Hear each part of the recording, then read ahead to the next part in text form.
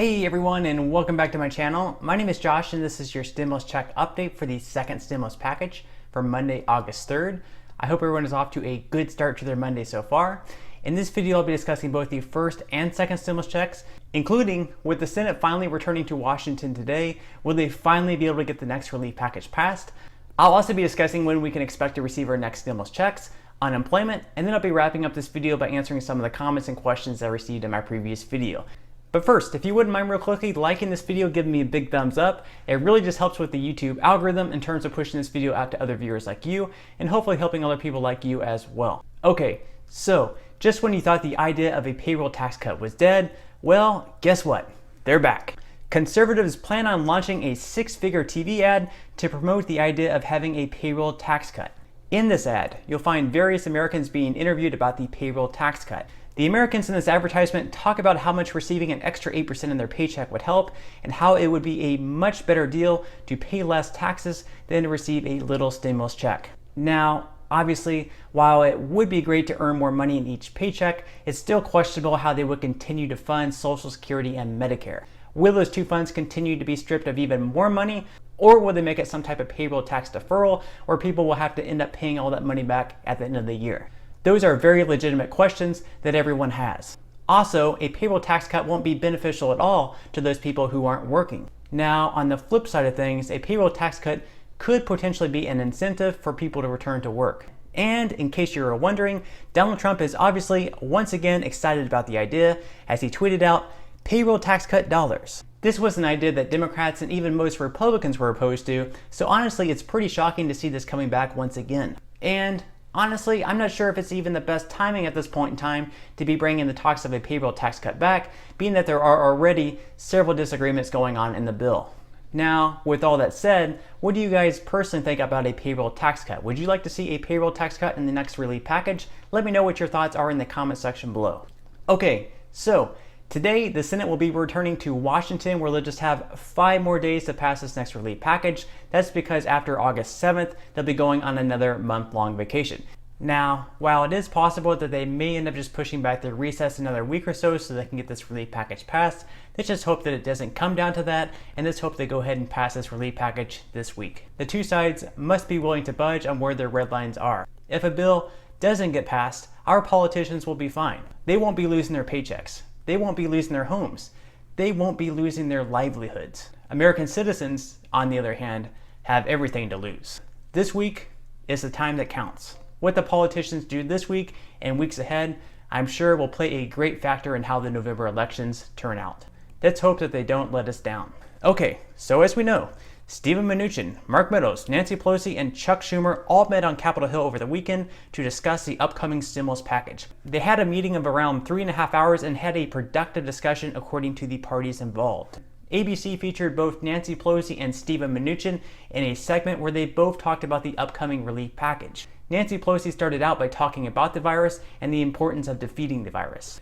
Pelosi said that in the HEROES Act, we have a strategic plan for defeating the virus: testing, tracing, treatment, isolation, mask, sanitation, and the rest, and we still haven't come to an agreement. Pelosi stressed that testing still hasn't been implemented by the administration. Pelosi said that if we want to reopen the economy and send children back to schools, then we must defeat this virus first. Pelosi was also asked why she turned down the offer for a short-term extension on the unemployment benefits and what she would say to the 30 million Americans on why she turned that offer down. Now, Pelosi responded to that question by saying that she would tell those Americans to speak with President Trump. She suggested that the president is the one standing in the way of that Pelosi herself had been for an extension of $600 per week, whereas the Republicans are only wanting $200 per week, which isn't enough in her eyes.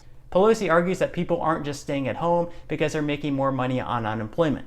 She believes that the data simply does not support that. Pelosi doesn't believe that there's any truth to that and that it's keeping people out of poverty. Now, what do you guys personally think about that? Do you believe that people are staying at home because they're making more money on unemployment than what they were at their prior jobs, and that the $600 per week unemployment is too high? Or do you think that $600 per week is fine and that people are looking for jobs, but they're not finding any jobs just because there are no jobs out there right now? Let me know what your thoughts are in the comment section below. Pelosi was also questioned about House Majority Leader Steny Hoyer's comment saying that it's not $600 or nothing.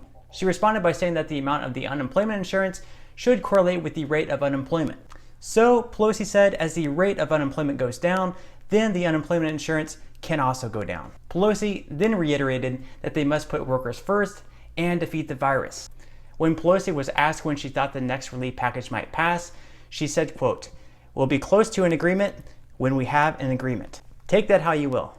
Pelosi then finished off by saying that she wants 3 things in the next relief package: funding for state and local government, as well as heroes pay for essential workers, a strategic plan to defeat the virus, and stimulus checks. She also mentioned that they have other issues relating to food that need to be dealt with as well. So it seems that heroes pay for essential workers is still most definitely on the table. And honestly, it's really fair. Essential workers have been the backbone of the American economy, and they have kept us going through this difficult time. Now, in your personal opinion, how much more money per hour do you believe that essential workers should be receiving? Let me know what amount you would choose in the comment section below. Now, when Treasury Secretary Steven Mnuchin was interviewed, he reiterated that they offered a 1-week extension at $600 and made 4 different offers, all of which were declined. Mnuchin then went on to say that unemployment is supposed to be wage replacement, so it should be tied to some percentage of your prior wages. He said that the only reason they picked $600 the first time around is because it was an emergency and that they had 30-year-old state computer systems. Mnuchin emphasized that both sides agreed on the concept of enhanced unemployment, but they want to fix the issue where people aren't receiving more money on unemployment than what they were at their previous job. He went on to say that there's no question in certain cases that some people were making more money on unemployment than what they were at their previous job. However, there was recently a study done by Yale University that refutes the claim, which shows many economists who have studied the benefits that said that so far they don't see any evidence in labor market data that the payments are affecting the rate in which people are returning to work during the pandemic.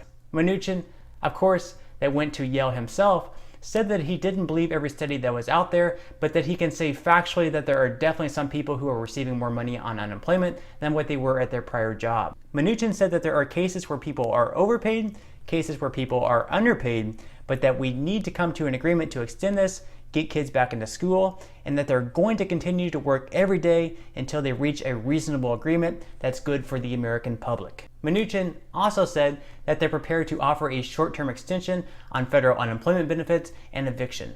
He said that they're still very far apart on certain issues, but he wants to work out a short 2-week extension while they negotiate. Mnuchin also went on to say that there will be a second round of stimulus payments, which is very good news, and he should be able to start printing the first checks about a week after the next relief package passes.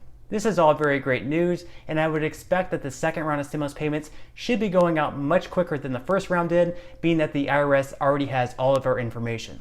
As far as the timeline goes, Mnuchin said it's hard to say, but he said that they could strike a deal as early as today. This would be very good news. The Treasury Secretary also made mention that he would have continued negotiating on Sunday, but that Nancy Pelosi and Chuck Schumer didn't want to. Sort of a jab there at the end by Mnuchin.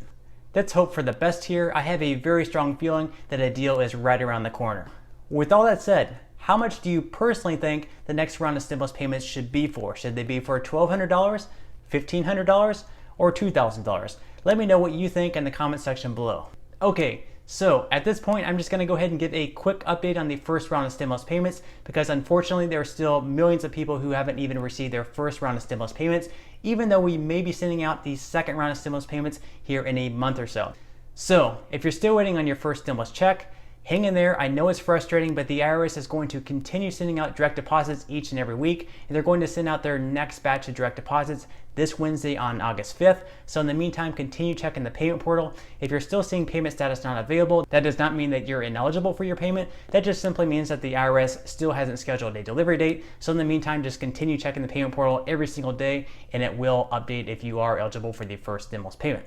Also, just another reminder that you can most definitely call the IRS. Their EIP hotline that you would want to reach them at would be 1-800-919-9835. Now, I would recommend to call them a little bit earlier in the day because the longer in the day that you wait, the more chance of a longer hold time that you would have. Also, if you are an expat living abroad outside the United States, the IRS recently noted on their website that you should be receiving your stimulus payment directly deposited into your US-based bank account, no later than August 12th or August 14th. That's if you do have a US-based bank account. Now, unfortunately, if you do not have a US-based bank account, it is going to take a little bit longer because they're going to have to be mailing your paper check in the mail instead. So it will take a little bit longer, unfortunately.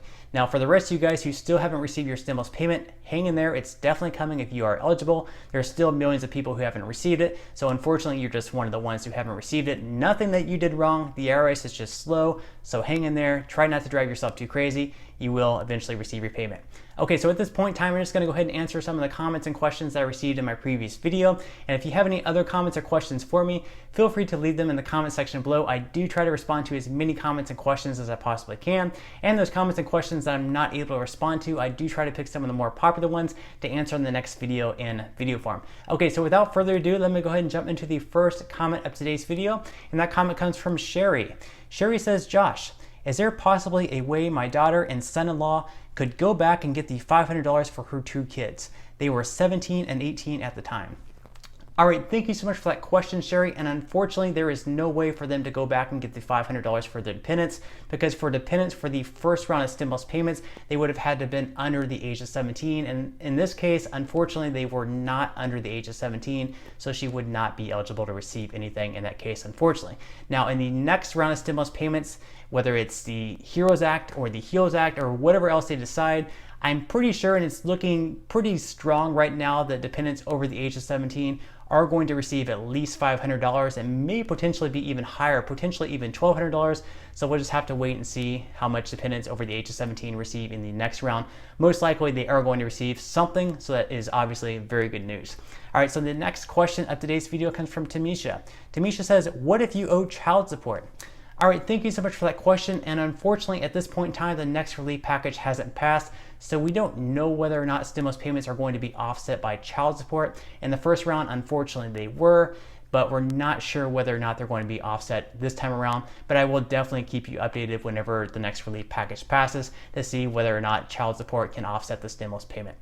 All right, so on that note, I'm going to go ahead and wrap up this video. If you did enjoy the content in this video and you'd like to see more videos like it, please consider subscribing to my YouTube channel. It is completely free to do so, and it's a great support to me. Also, if you'd like to receive 2 free stocks from Webull, the second free stock valued all the way up to $1,400, please feel free to claim those 2 free stocks by clicking the link in the description box below. And until next time, I'll see you guys, and I hope you have a great day today.